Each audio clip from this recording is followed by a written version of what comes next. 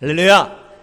오늘 마가복음 강해 마가복음 11장 15절에서 25절까지의 말씀을 중심으로 믿음으로 산 옮기기라는 제목으로 함께 말씀을 묵상해 보겠습니다. 자, 여러분 사진 한 장을 보고 계시는데요. 이 사진은 영화 미션이라는 영화에서 제가 캡처한 사진인데요. 자, 이 사람이 지금 로버트 드니로입니다. 여러분 잘 알고 계시는 이 극 중에 이름은 이제 멘도자라는 노예 상인입니다.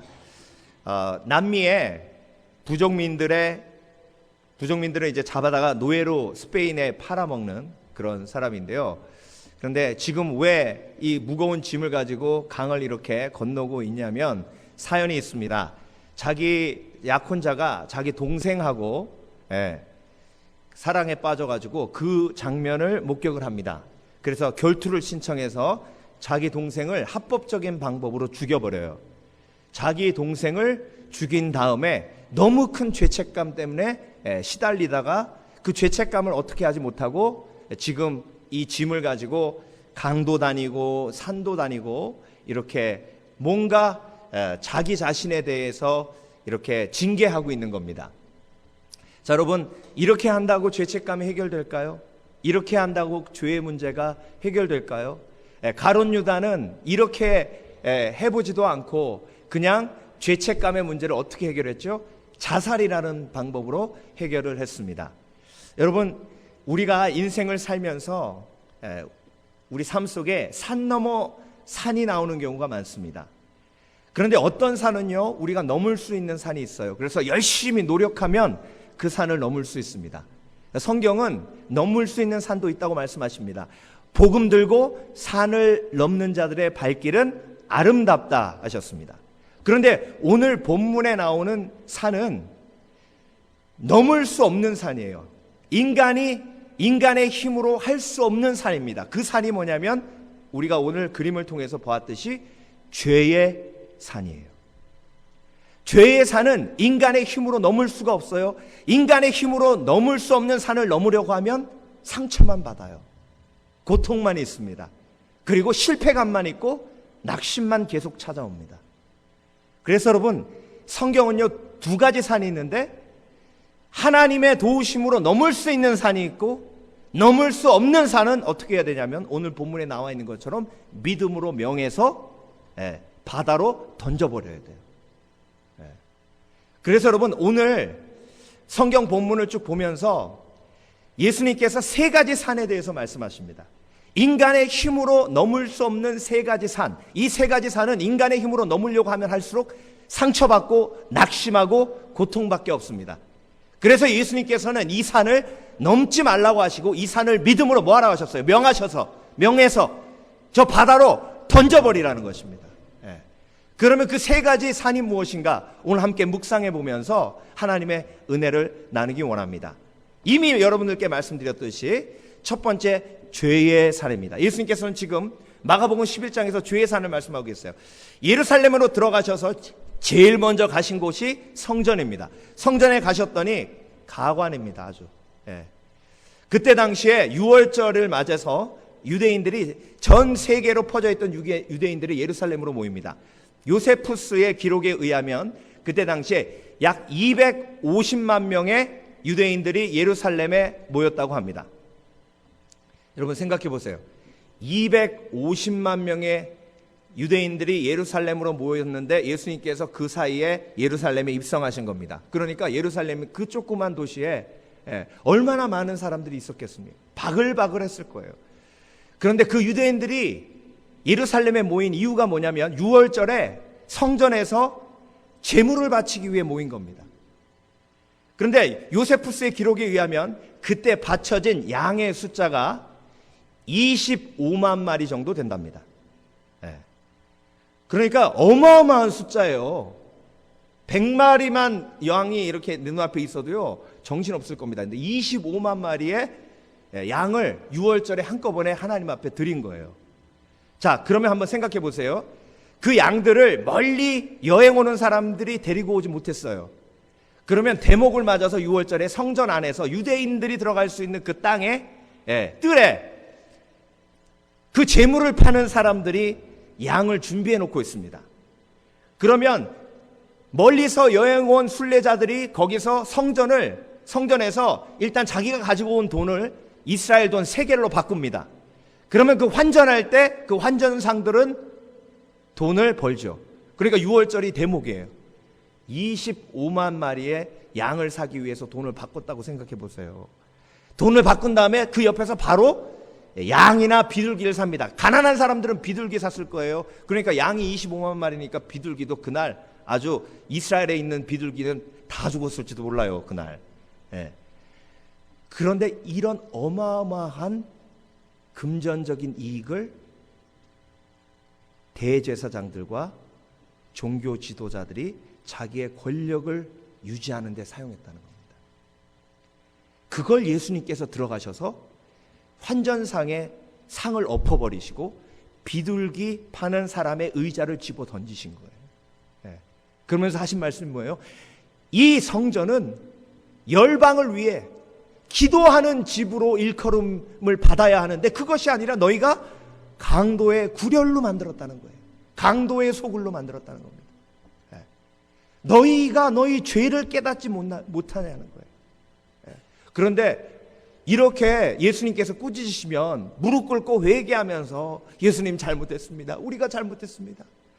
정말 성전을 정말 더러운 강도의 소굴로 만들었군요. 용서해 주시옵소서 이렇게 해야 되는데 그렇게 했어요, 안 했어요? 성경을 보면 바로 그들이 예수님을 죽이려고 했죠. 그러니까 죄의 문제가요, 혼낸다고 해결되는 게 아니에요. 여러분, 죄의 문제는요, 혼내서 해결되는 게 아닙니다. 혼내서 죄의 문제가 해결되면, 부모님한테 혼냈을 때 죄의 문제가 해결돼야죠. 그런데 혼난다고 죄의 문제가 해결되지 않아요. 오히려 그 혼낸 사람을 죽이려고 달라들고 있어요. 그래서 여러분, 예수님께서는요, 이 죄의 문제를 우리에게 오늘 말씀하고 계시는 거예요. 인간의 노력으로 안 된다는 겁니다. 인간의 노력으로 안 되니까 죄의 산은 뭘로 옮겨야 되는 거예요? 믿음으로 옮겨야 돼요. 믿음으로. 자, 여러분, 인간이 얼마나 악하냐면요, 1960년대에 스위스에서 전범 재판이 있었습니다. 2차 세계대전에 전범들이 스위스에서 모여서 재판을 받는데요, 그 중에 독일 장교 중에 가장 악랄하기로 소문이 났던 아이히만이라는 사람이 있습니다. 한 사람이 죽일 수 있는, 지금까지 이 땅에서 살고 간 사람들 중에 한 사람이 얼마만큼의 사람들을 죽일 수 있는가? 아이히만이 약 50만 명의 사람들의 죽음과 연결되어 있답니다. 50만 명. 그 전범 재판을 받는 동안 스위스에 있었던 유대인들이 다 모여서 그 재판을 바라보면서 자기들의 아픈 과거를 돌아보는 거예요. 그런데 재판정 중앙에 있던 한 유대인 여인이 갑자기 졸도해서 쓰러져요. 그래서 기자들이 그 사람을 쫓아서 병원에 갑니다. 그리고 그 사람이 깨어난 다음에 물어봅니다. 얼마나 상처가 컸으면, 그리고 그 전범의 모습을 보면서 얼마나 그 미움과 분노가 컸으면 기절하셨겠습니까? 그 이야기를 좀 해주십시오. 마이크를 댔더니 그분이 하는 말이, 저는 아이만의 모습을 보면서 충격받은 게 그게 아닙니다. 제가 재판이 시작되기 전에 그 아이만을 봤는데 아이만이 손녀를 끌어안고 활짝 웃고 있다는 거예요. 그리고 손녀를 가슴에 품에 안고 막 부비더라는 거예요. 그 모습을 봤는데 아이만이 법정에 서서 있는 모습을 보면서 어떻게 50만 명의 목숨을 빼앗은 저 악마의 얼굴이 저렇게 보통 사람들의 얼굴과 똑같을 수 있을까? 인간의 그 본성은 얼마나 악하길래 그 악한 마음이 그 속에 있음에도 불구하고 저렇게 평범한 사람의 얼굴을 할 수 있을까? 그게 충격이라서 자기가 쓰러졌다는 거예요. 여러분, 저와 여러분들의 마음속에 아이만 같은 그런 정말 악한 그 본성이 살아 숨쉬고 있기 때문에 항상 내가 실망하고 낙심하는 거 아닙니까?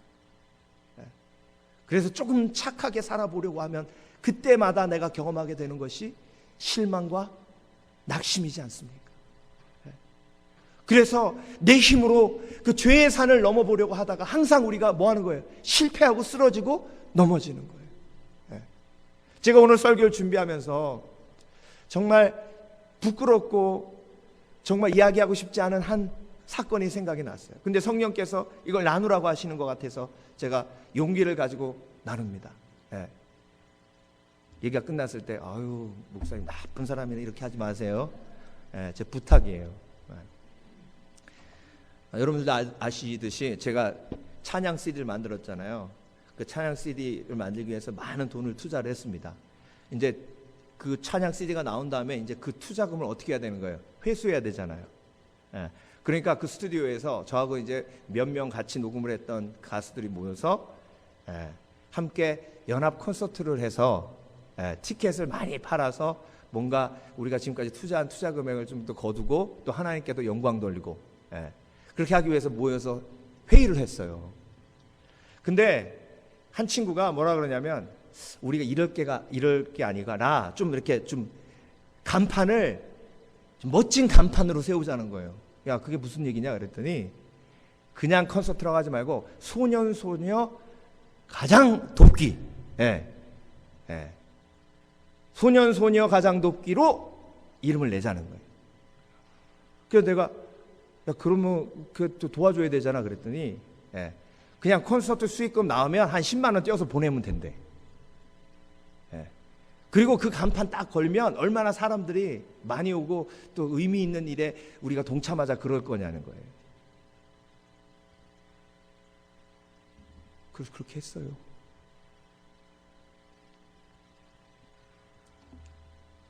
끝나고 나서 성령께서 근심하시는데 너 뭐 한 거냐 지금? 너 뭐 한 거냐? 10만 원 보내면 되잖아요. 그게 하나님께 영광 돌리는 일이에요. 정말 회개하면서 내 삶을 돌아봐도 가장 부끄러운 일 중에 하나예요. 왜? 그 투자금 회수하려고. 그 투자금 회수하고 싶은 마음 때문에 결국 망했잖아요.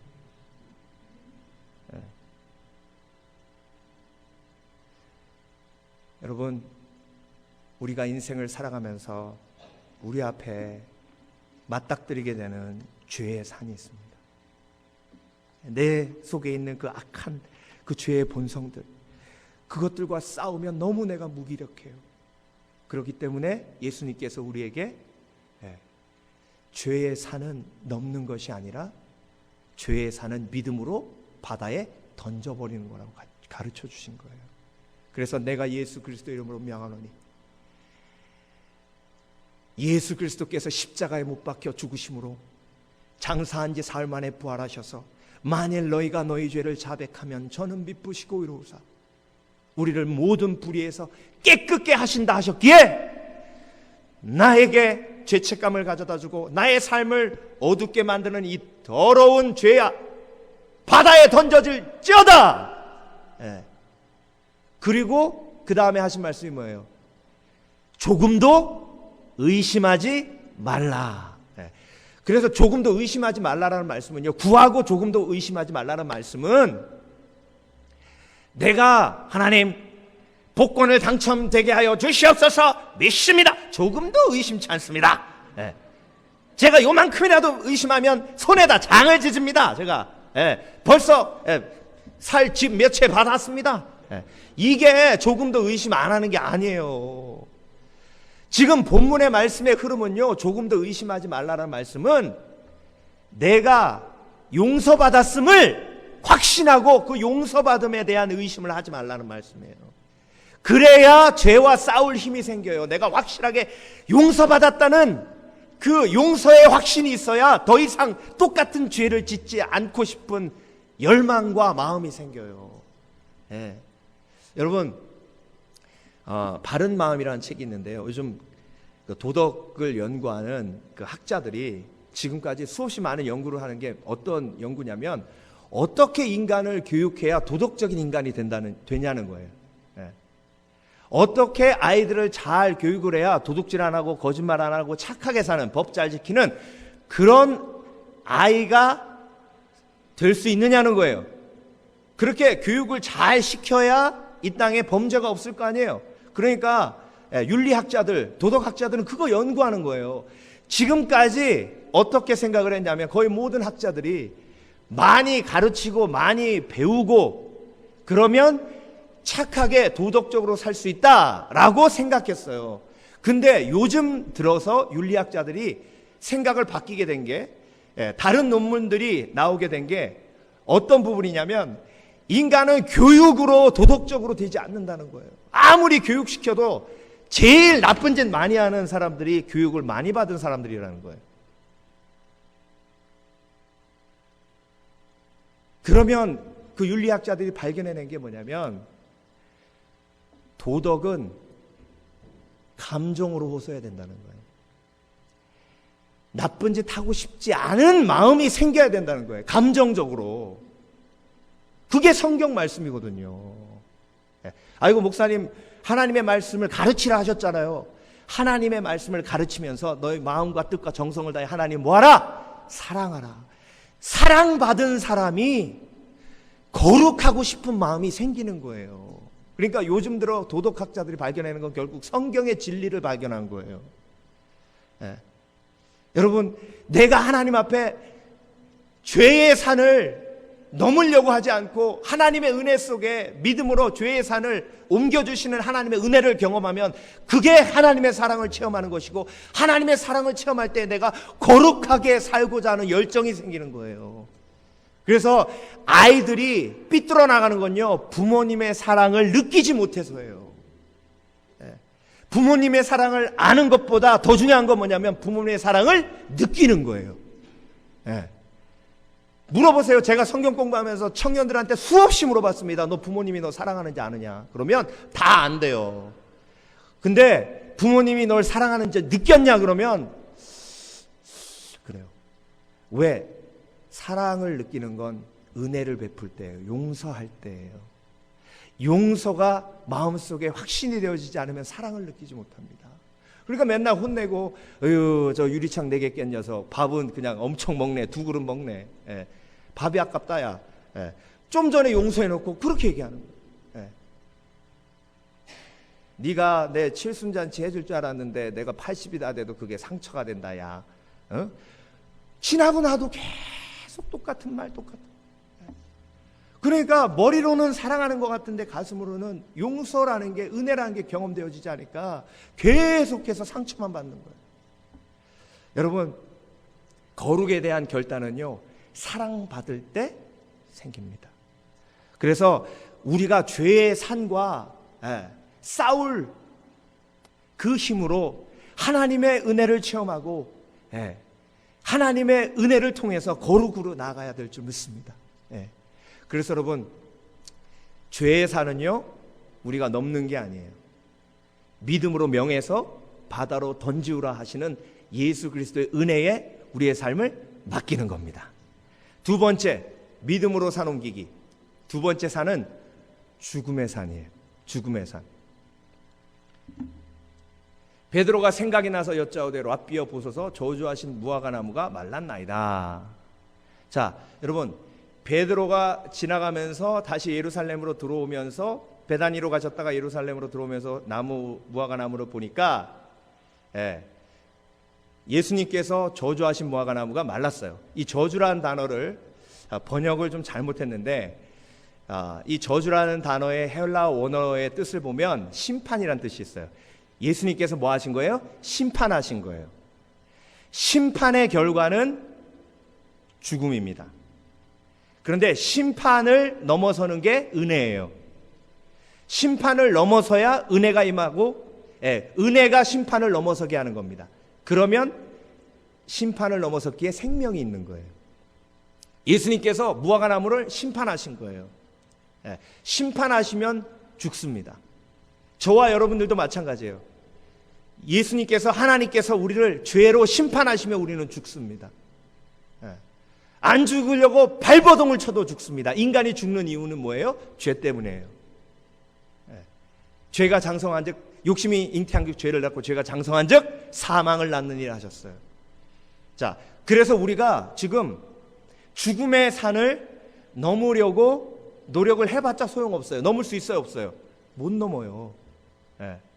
진시황이 불로초 찾으려고 그 어마어마한 군대를 전 세계에 보내서 찾으려고 했지만 못 찾았잖아요. 죽음의 문제는, 죽음의 산은 인간의 노력으로 넘을 수가 없는 것입니다. 그래서 죽음의 산은 믿음으로 명해야 될 줄 믿습니다. 무화과나무가 심판받아서 죽었어요. 그걸 모델로 해서 예수님께서 가르치시는 거예요. 자, 21절 다음에 22절이 이 내용을 보고 하면 연결이 되지만 이 내용을 모르면 연결이 안 돼요. 22절이 뭐예요? 예수께서 그들에게 대답하여 이르시되 하나님을 믿으라. 예. 그러니까 여러분, 제가 설명해 드려서 이게 연결이 되지, 만약에 이걸 설명을 안 해드리고 우리가 넘지 못할 산에 대해서 알지 못하면 이게 굉장히 뜬금없는 말씀이에요. 저주하신 무화과나무가 말랐나이다 그랬더니 예수께서 그들에게 대답하여 이르시되 하나님을 믿으라. 그 다음에 뭐라 하셨냐면 내가 진실로 너에게 이르노니 누구든지 이 산더러 들리어 바다에 던져지라 하며 그 말하는 것이 이루어질 줄 믿고 마음에 의심하지 아니하면 그대로 되리라. 그러니까 지금 무화과나무가 죽은 건 심판받은 것인데 너희도 심판을 통해서 죽을 것인데, 그런데 그 죽음의 산을 인간의 힘으로 넘을 수 없는데 너희가 믿음을 가지고 그 죽음의 산에게 명해서 그 죽음의 산을 저 바다로 던지우라 하면 하나님께서 그렇게 해주신다는 거예요. 그래서 영생을 얻게 하신다는 거예요. 하나님이 세상을 이처럼 사랑하사 독생자를 주셨으니 이는 저를 믿는 자마다 멸망치 않고 영생을 얻게 하려 하심이니라. 그래서 여러분, 오늘도 우리 속에 죽음의 기운이 앞에 딱 가로막힐 때요, 예수 그리스도 이름으로 명령하시길 주의 이름으로 축원합니다. 나는 영생을 가진 사람이에요. 그래서 나를 죽음의 기운으로 협박할 수 없어요. 죽으면 죽으리라 하는 믿음으로 나는 앞으로 오늘도 전진합니다. 그래서 죽음의 문제가 이미 해결되었기 때문에 그 죽음의 고통과 아픔 속에서 내가 자유하기 때문에 오늘도 담대하게 앞으로 전진할 수 있는 겁니다. 그 다음에 말씀하시는 게 뭐냐면, 죽음의 문제를 해결하신 예수 그리스도께서 우리에게 온전하신 믿음을 다시 한번 점검케 하시는 거예요. 그래서 여러분, 예수 그리스도께서 이미 죽음의 문제를 해결하신 줄 믿습니다. 그래서 그 죽음의 문제가 우리를 더 이상 붙들 수 없는 겁니다. 자,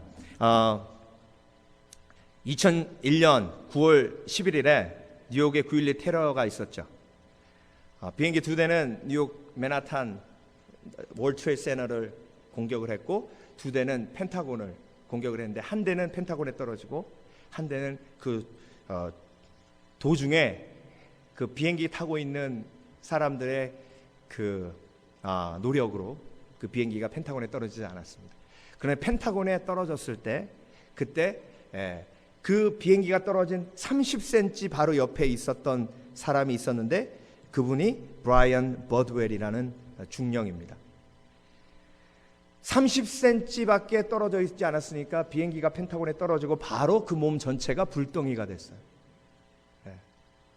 그런데 감사한 것은 자기가 불덩이가 딱 된 순간 바로 그 위에 스프링클러가 있었어요. 그래서 그 스프링클러가 팍 터지면서 그 불이 한꺼번에 꺼졌습니다. 그런데 그 순간 불에 탄 자기 몸이 그래도 고통스럽고 아플 거 아니에요.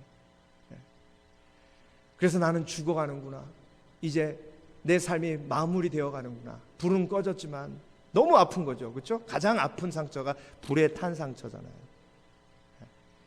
그런데 앰뷸런스에 딱 실려서 가는데 그 옆에 있는 스태프들이 정말 많은 응급처치들을 막 하더래요. 그런데 한 간호사가 자기 귀에다가, 중령님, 제가 시편 23편 말씀을 읽어드리겠습니다. 여호와는 나의 목자시니 내게 부족함이 없으리로다. 그 나를 푸른 초장에 누이시며 쉴만한 물가로 나를 인도하시는도다. 내가 사망의 음침한 골짜기를 다닐지라도 해를 두려워하지 않는 것은 주의 지팡이와 막대기가 나를 안위하심이니이다. 내가 여호와의 집에 영원히 거하리로다. 근데 그 순간 자기 속에 평화가 임하더라는 거예요. 놀라운 평화. 그리고 자기가 이 땅에서 죽더라도, 지금 이 순간 죽더라도 아무런 후회가 없다는 생각이 들기 시작하면서 평안함이 생기더라고요. 그런데 병원에 도착해서 의사가 치료하면서 놀란 것은 뭐냐면, 이렇게 화상을 많이 입었음에도 불구하고 응급조치가 너무 멋졌다는 거예요. 응급조치가. 그래서 응급조치 때문에 살았다는 얘기를 하더랍니다. 그래서 자기가 나중에 그렇게 얘기했대요. 나에게 준 가장 큰 응급조치, 가장 완벽한 응급조치는 시편 23편을 내 귀에 읽어준 간호사의 응급처치였다는 거예요. 여러분, 우리는요, 이 세상을 살아가면서 죽음에 대해서 자꾸 잃어버리고 싶어해요. 생각하지 않고 싶어합니다. 제가 같이 방송하는 목사님께서 지난주에 이제 죽음에 대한 얘기를 했는데요. 그 방송하면서 그런 얘기를 하시는 거예요. 자기가 전도사 때, 장로교회래요. 전도사 때 무슨 말씀을 전하려고 할까 하다가 복음은 영생 아니냐. 영생의 필요를 느끼게 하는 건 죽음이다. 그래서 아침에 새벽 예배 때 죽음에 대한 설교를 했대요. 우리는 죽습니다. 장로님도 죽습니다. 권사님도 죽습니다. 젊은 저도 죽습니다. 그런데 예수 그리스도의 은혜가 있습니다. 막 그러더래. 그렇게 막 설교를 한 거예요. 근데 앞에 장로님, 권사님들 표정이 이런 표정이더래요. 그래서 아니, 우리는 영원히 산다고 하는 얘기인데 왜 그러실까? 근데 그러고 나서 며칠 있다가 담임 목사님이 목양실로 부르시더니, 김 전도사, 앞으로 새벽 예배 때 죽음에 대한 설교하지 마. 왜요? 장로님들 난리 났어. 재수 없다고 아침부터. 막 장로님들 와가지고 목사님한테 항의를 하더래요. 젊은 전사가 재수 없게 아침부터 죽는다는 얘기했다고. 여러분, 죽음은요, 재수 없는 게 아니에요. 죽음은 부활로 가는 과정이기 때문에 그리스도인들은 죽음에 대해서 얘기하는 것이 자연스러워야 되고요. 그래서 크리스찬의 장례식은 영광스러운 거예요. 오죽하면 윈스턴 처칠이 자기 장례식 때는 장송곡에 트럼펫을 연주하지 말고 기상나팔을 불러달라고 그랬겠어요. 정말 멋진 얘기 아닙니까? 저도 그렇게 할까 생각했는데 따라한다는 것 같아서 얼마나 멋져요. 빠밤 빰빠밤, 이거는 자는 거거든요. 근데 따라라란 딴딴딴딴딴 뭐 이러면 그게 일어나는 거 아니에요. 그 나팔 불어달라고 윈스턴 처칠이 한 거예요. 자기는 부활하니까.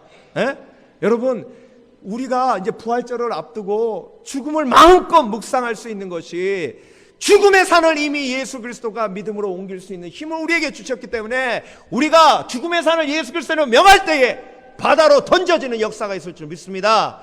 그리고 그것을 명하고 조금 더 의심하지 않는 거예요. 마지막으로 세 번째 산, 용서의 산. 용서의 산.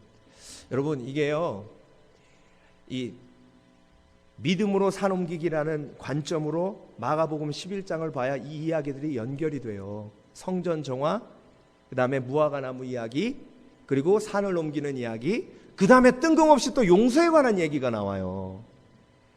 그러고 나서 권위에 관한 얘기가 나오거든요. 이게 마가복음 11장에 쭉 흘러가는 거예요.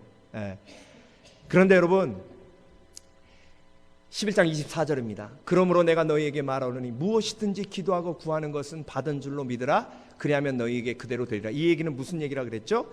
내가 용서함을 구했으면 용서함을 받았다는 걸 뭐하라? 믿으라라는 말씀이에요. 그러니까 산을 옮기는 믿음 중에 제일 중요한 건 용서에 대한 확신이에요. 그런데 용서에 대한 확신이 있는 사람이 해야 될 일이 뭐냐면 용서하는 삶을 사는 거예요. 서서 기도할 때에 아무에게나 혐의가 있거든 용서하라. 그리하여야 하늘에 계신 너희 아버지께서도 너희 허물을 사하여 주시리라 하시니라. 아이고 목사님, 이거 은혜라고 하시더니만 그러면 용서해 주셨다가 우리가 다른 사람 용서 안 하면 그 용서 확 빼서 가시는 겁니까? 아이고 이거 겁나서 예수 믿겠나. 예, 근데 목사님은 용서하시는 거 그거 쉬우세요? 난 힘들던데. 이 얘기는 무슨 얘기냐면요, 우리가 그 죽음의 산, 죄의 산을 옮겨달라 기도하면 믿음으로 그걸 옮겨주시는데, 그걸 확신해야 되는데 그 확신이 흔들릴 때가 있어요. 예, 내가 용서받았다는 게 흔들릴 때가 있어요. 그때가 어느 때냐면 내가 다른 사람을 용서하지 못했을 때예요. 구원의 확신이 흔들릴 때는 내가 다른 사람을 용서하지 못했을 때 내 구원의 확신이 흔들려요. 내 자신을 내가 용서 못했을 때 그때 구원의 확신이 흔들려요. 그게 가장 고통스러운 의심이에요. 네. 한국에 크림빵 사건이 있었던 거 기억나십니까? 크림빵 사건이 뭐냐면, 임신한 아내가 너무 크림빵을 먹고 싶다 그래가지고 퇴근하다가 버스 정류장에서 집에 반대 방향으로 가서 크림빵을 사다가 그 크림빵 들고 우리 집사람 갖다 줘야지, 그러고 가다가 뺑소니 차에 치여가지고 그 남자가 죽었어요. 그러니까 그 사건의 이야기가 뉴스를 통해서 나가니까 사람들이 그 남편이 너무 불쌍하잖아요. 그래서 그 네티즌 수사대가 총동원돼가지고 경찰이 못 잡는 그 범인을, 뺑소니를 잡았어요. 근데 그 뺑소니 한 그 남자가 술 먹고 그런 거예요. 근데 그 크림빵 아저씨의 아버지가 그 사람을 보면서 내가 용서합니다, 내 아들을 죽인 그 사람을 용서합니다 라고 언론 앞에서 공개를 해서 많은 사람들이 감동받았어요. 어떻게 그럴 수 있을까? 뺑소니 쳤는데. 그런데 며칠 있다가 그 아버지가 언론에 노발대발해가지고 나 용서 취소한다고. 그 인간 태도가 아주 싸가지가 없다고. 잘못했다는 태도가 아니라고. 나 용서 못하겠다고.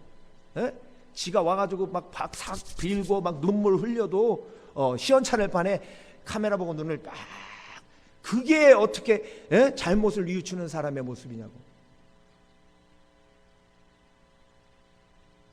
저와 여러분이 매일 겪는 일 아닙니까?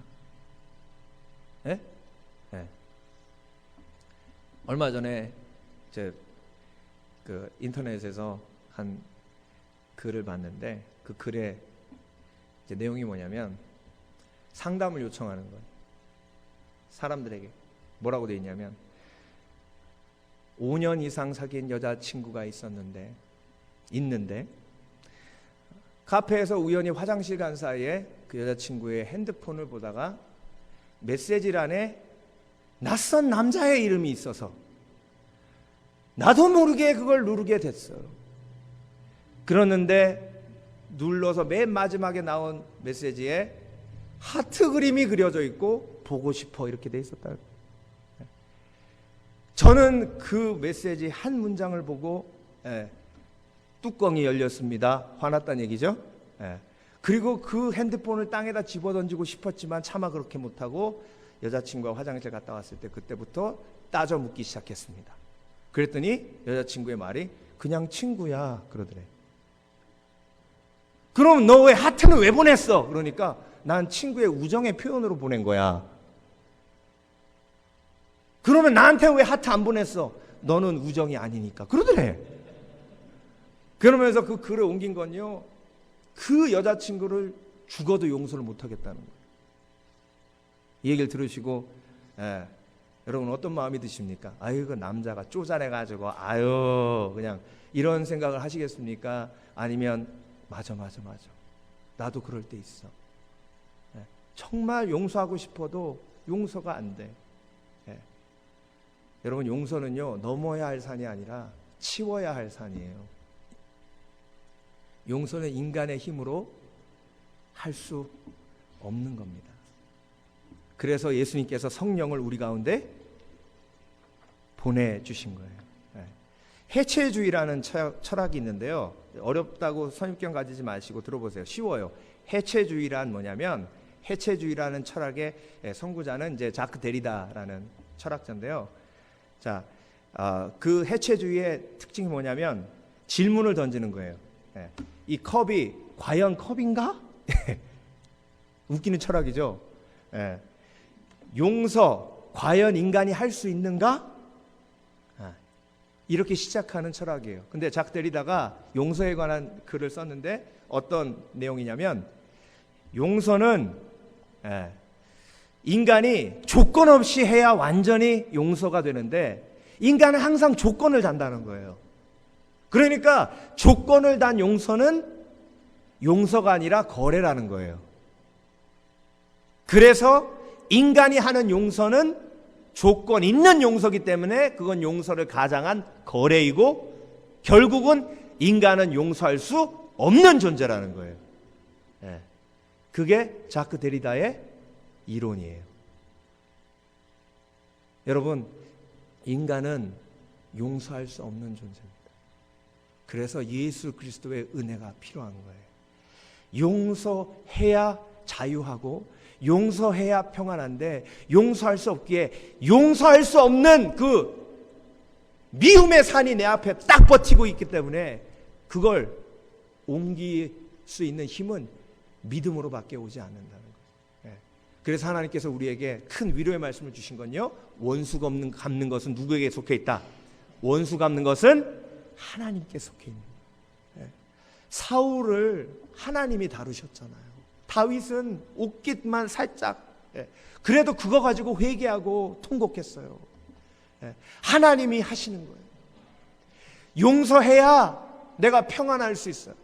그렇기 때문에 하나님 앞에 믿음으로 분노의 산, 미움의 산, 그리고 복수의 산을 바다로 던져야 될 줄 믿습니다. 그래서 복수하고 싶은 마음아 내가 예수 그리스도의 명하노니 바다로 던져질지어다.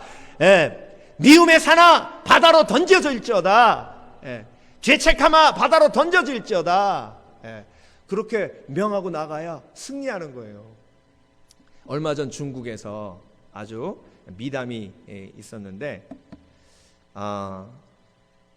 젊은 남자친구, 부부도 아니에요. 남자친구 여자친구인데 둘이 이제 결혼을 하기로 하고 빵집을 했어요. 빵집을. 그런데 그 빵집을 하다가 사고가 있었는지 이 여자 젊은 아가씨가 넘어져가지고 뭐 다쳤는지 아무튼 뇌사 상태에 빠졌어요. 그래서 이 남자가 요즘 젊은 애들이 얼마나 막 그 계산이 빨라요, 그렇죠? 5개월 동안 부모님도 다 가시라고 하고 옆에서 수발한 거예요. 그러니까 주위 사람들이요 너무 감동해가지고, 야, 이건 현대판 정말로 너무 아름다운 러브 스토리다. 그래가지고 막 신문에도 나고 막 그랬어요. 근데 5개월 후에 이 아가씨가 깨났어요. 할렐루야죠. 근데 아가씨가 깨나자마자 아버지를 찾더래요. 그래서 아버지한테 내가 몇 개월 동안 있었냐 그러니까 5개월 동안 너 혼수 상태였다고, 코마에 있었다고.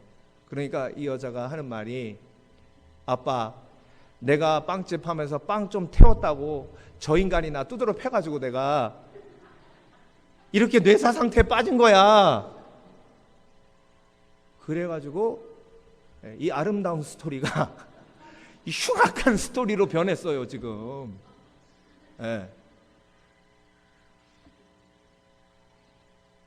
자, 여러분, 이제 남은 건 뭐예요? 남은 건 용서예요. 얼마나 죄책감에 시달리면서 아프고 고통스러웠으면 또 옆에서 5개월 동안 그렇게 했겠습니까? 그렇죠? 근데 만약에 이 아가씨가 이 남자를 용서하고 가면 이 남자는 평생 그 은혜를 기억하며 진심으로 사랑하며 살겠죠.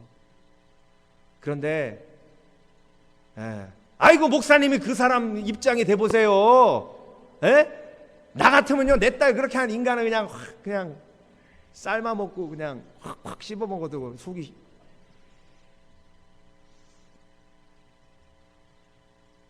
또 제가 이렇게 말씀드리니까 속이 좀 시원하세요 또? 네? 말씀을 마무리합니다. 예수님께서 용서는요 70번씩 7번이라고 숫자를 얘기하셨어요. 용서의 숫자가 사랑의 크기입니다.